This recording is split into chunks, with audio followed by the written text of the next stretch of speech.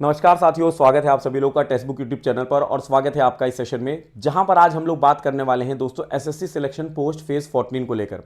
तो जैसा कि आपको पता है दोस्तों कि एसएससी ने जो है अपने जो कैलेंडर इन्होंने जारी किया था उसमें इन्होंने कहा था कि टेंटेटिव मार्च 2026 में नोटिफिकेशन जारी हो जाएगा।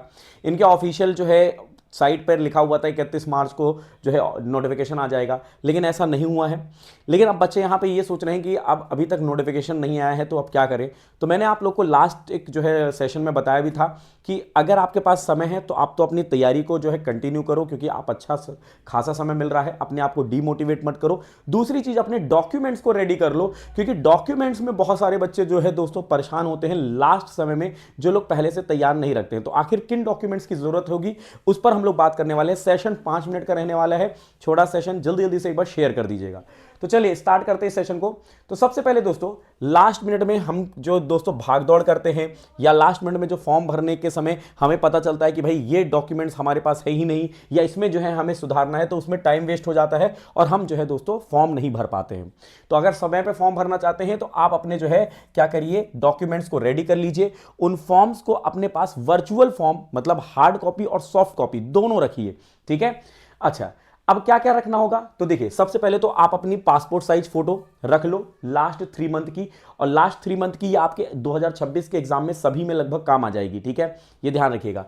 तो भाई पासपोर्ट साइज, अगर आप मल्टीपल एग्जाम्स को टारगेट कर रहे हो, क्योंकि एक एग्जाम के लिए आपको 2 पासपोर्ट साइज फोटो चाहिए ही होती हैं, तो आप जितने भी एग्जाम को आप टारगेट कर रहे हो उसके हिसाब से कर सकते हो। मैं सिलेक्शन पोस्ट फेज 14 के हिसाब से बता रहा हूं कि कम से कम 2 पासपोर्ट साइज फोटो आप अपनी रेडी करके रख लो, जो कि जेपीजी या जेपीईजी फॉर्मेट में होगा और वो 3 महीने पुराना तक चलेगा, ठीक है। इसके अलावा सिग्नेचर आप अपने रेडी करके रख लो, ठीक है। सिग्नेचर आप रेडी करके रखने का मतलब क्या है, इसको वर्चुअल फॉर्म में रख लो, ठीक है। और जो दोस्तों ऑफिशियल जो नोटिफिकेशन में मेंशन होता है कि इतने बाय इतने डायमेंशन का होना चाहिए, ठीक है, ब्लैक या ब्लू बॉल पेन में होना चाहिए, तो वो उस जो है वर्चुअल फॉर्म में उसको आप अपने पास कलेक्ट करके रख लो, जो भी वहां पर ऑफिशियल मेंशन रहेगा, ठीक है। एजुकेशनल सर्टिफिकेट अपने रेडी करके रख लीजिए, क्योंकि सिलेक्शन पोस्ट फेज 14 में 10th लेवल पे भी एग्जाम होते हैं, 12th लेवल पे भी होते हो, ग्रेजुएशन। अगर आप 10th लेवल पे भर रहे हो तो उसको कर लो, 12th और ग्रेजुएशन पे कर रहे हो तो उसको भी कर लो। डेट ऑफ बर्थ के लिए प्रूफ जो होता है वो 10th का मांगा जाता है, तो 10th वाले में डेट ऑफ बर्थ गलत नहीं होनी चाहिए, ठीक है। इसके अलावा आईडी प्रूफ अपनी रेडी कर लो, कोई एक आईडी प्रूफ, ठीक है। या तो आप आधार कार्ड पूरा सही होना चाहिए, आधार कार्ड, वोटर आईडी, डीएल मतलब ड्राइविंग लाइसेंस, या पैन कार्ड जो परमानेंट अकाउंट नंबर होता है वो आप यहां पे रेडी कर सकते हो। अगर आप किसी कैटेगरी को बिलोंग करते हो, ईडब्ल्यूएस, ओबीसी, एससी, एसटी, तो वो सर्टिफिकेट रेडी कर लीजिए। पीडब्ल्यूडी सर्टिफिकेट, अगर आप पीडब्ल्यूडी है तो आप उसका सर्टिफिकेट रेडी कर लीजिए। डोमिसाइल सर्टिफिकेट रेडी कर लीजिए। इसके साथ साथ एक्स सर्विसमैन, अगर आप कहीं पे काम कर रहे हैं और उसको जब छोड़ रहे हैं तो उसका एक सर्टिफिकेट होगा एक्स सर्विसमैन का, वो आप कलेक्ट कर लीजिए। अब देखो फोटो मैंने आपको बता दिया है कि भाई फोटो जो होना चाहिए इसका साइज जो है एसएससी जो ऑफिशियल नोटिफिकेशन में है, ठीक है, इससे पहले भी ऑफिशियल नोटिफिकेशन जो आए हैं उनमें से आप चेक कर सकते हो, ठीक है। वो फॉर्मेट जेपीजी में होना चाहिए, लास्ट 3 मंथ होना चाहिए, और जो बैकग्राउंड होना चाहिए ये सॉलिड होना चाहिए। या तो आप रख लो इसको व्हाइट रख लो, ठीक है, ऐसा नहीं होना चाहिए कलरफुल हो बैकग्राउंड, नहीं। और जो है या तो आप इसको सॉलिड रखोगे व्हाइट या फिर ब्लैक, ठीक है, इनमें से किसी में भी रख सकते हो, ठीक है, ये ध्यान रखिएगा। चश्मा अगर आप पहन रहे हो, ठीक है, तो उस पे जो है लाइट ना ऐसा हो कि शाइन कर रही हो, तो आप चश्मा निकाल कर ही फोटो क्लिक करवाइएगा। अगर आप स्पेक्स पहनते हो तो स्पेक्स निकाल कर ही फोटो क्लिक कराइएगा, ठीक है। सिग्नेचर आप अपना रेडी कर लीजिए, बिल्कुल जो है दोस्तों क्लियर होना चाहिए, रीडेबल होना चाहिए। ब्लू ब्लैक पेन जो भी वहां पर मेंशन है उसके हिसाब से आपको कलेक्ट करके रख लेना है, ठीक है। ऐसा ना हो कि दोस्तों सिग्नेचर ऐसा हल्का हल्का कट रहा है, एकदम क्लियर देखना चाहिए।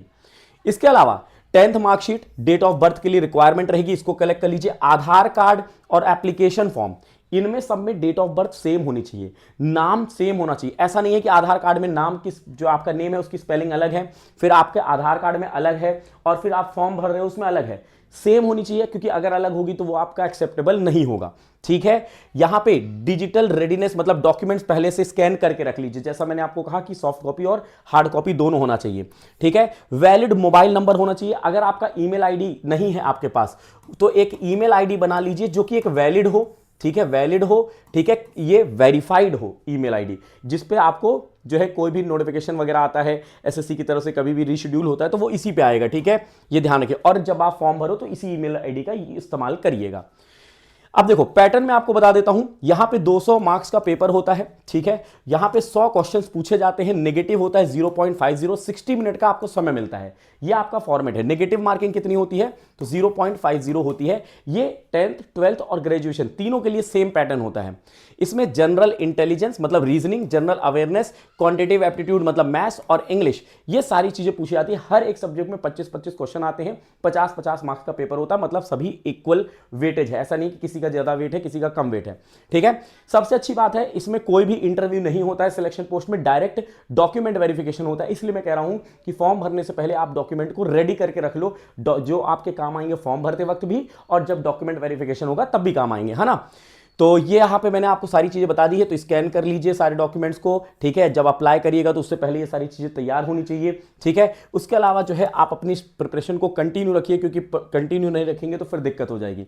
और कंटिन्यूटी रखने के लिए मैंने आपको बताया सुपर पास लाइव, सुपर पास लाइव पर आप जुड़ सकते हो। इसी वीडियो के नीचे डिस्क्रिप्शन में लिंक दिया गया है, जहां पर आप लोग को एसएससी, रेलवे, बैंकिंग, टीचिंग जैसे 375 से ज्यादा गवर्नमेंट एग्जाम के courses, live classes, mock test, previous year question, test series, सारी चीजें आपको प्रोवाइड की जाती है, ठीक है। आप कूपन कोड GAURAVM गौरव M यूज करके जुड़ सकते हैं, ठीक है। वहां पर आपको दोस्तों एक बहुत अच्छा फीचर मिलेगा जो अब तक किसी प्लेटफॉर्म पर नहीं है, वो है ऑनबोर्डिंग किट, ठीक है। ऑनबोर्डिंग किट में क्या होता है, शॉर्ट ट्रिक्स होती हैं, उनकी ई बुक्स होती हैं, शॉर्ट ट्रिक के थ्रू आप जल्दी लर्न कर पाओगे, ठीक है। इन्फोग्राफिक्स ई बुक, जिससे दोस्तों पिक्चर फॉर्म में दोस्तों चीजें एक्सप्लेन होंगी जो आपको समझ में जल्दी आएंगी।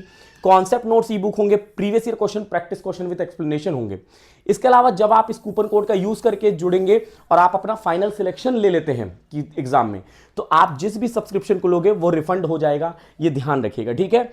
इसके साथ साथ अगर किसी भी जो है डाउट आता है कोर्स को अवेल करते वक्त, ठीक है, किसी भी जो है प्रकार का डाउट है कि कोर्स कौन सा है, कैसे है लेना है, तो आप इस नंबर पे जो है व्हाट्सअप कर सकते हो 9773807407 पे। तो ये एक छोटा सेशन था। आई होप ये सेशन आप सबके लिए यूजफुल रहा होगा। अगर ऐसा है तो लाइक करिएगा, शेयर करिएगा। अगर किसी प्रकार का डाउट होता है तो कमेंट बॉक्स में जरूर लिखिएगा, और जुड़ना मत भूलिएगा हमारे साथ सुपर पास लाइव पर। आज ही डिसाइड करें, आज ही अपनी तैयारी शुरू करें सुपर पास लाइव के साथ। चलिए बाय बाय, टेक केयर, जय हिंद, जय भारत।